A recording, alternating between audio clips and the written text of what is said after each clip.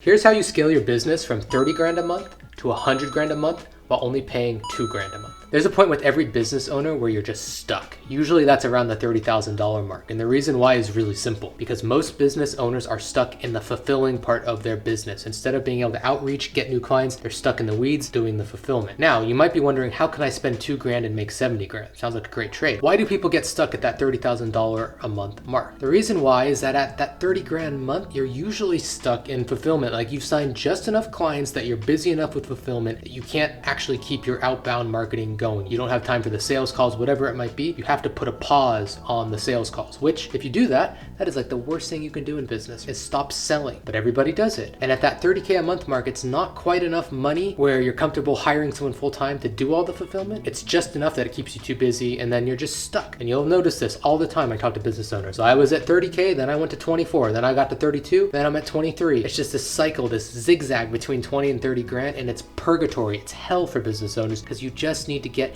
that one step higher and you're into the promised land. What if there was a way to break this cycle and to break out of this $20,000 to $30,000 a month purgatory and actually grow your business to the point it could provide a comfortable life for you, your family, and any employees you have? And it starts with auditing your time. Most people have no idea how much time they are wasting on a consistent basis. Some people do. We live in 2023. There's distractions everywhere, notifications going off, social media, news. It just never ever stops. Most people have no idea what they are actually wasting time on. This is a huge problem. The first thing you need to do is audit your time. It doesn't matter if you do something as simple as a pen and a paper. It should be very detailed though. It should be, I woke up at 8 o'clock. From 8:30 to 8:45, I answered emails. From 8:45 to 9:55, I made my coffee. If you do this for 1 week, I guarantee you will figure out what the problems are. You will figure out where you're spending all your time. And from there, you can start building a plan to actually free up some time and scale your business accordingly. You should also write down what you do in 30-minute blocks. You should write down what you were supposed to do for those 30 minutes. You should write what pulled you away every time during those 30 minutes. And you should write what you actually did during those 30 minutes. Here's what you look for first. How is your focus? Is your Slack a disaster? Do you have notifications going off every other second? All sorts of stuff coming in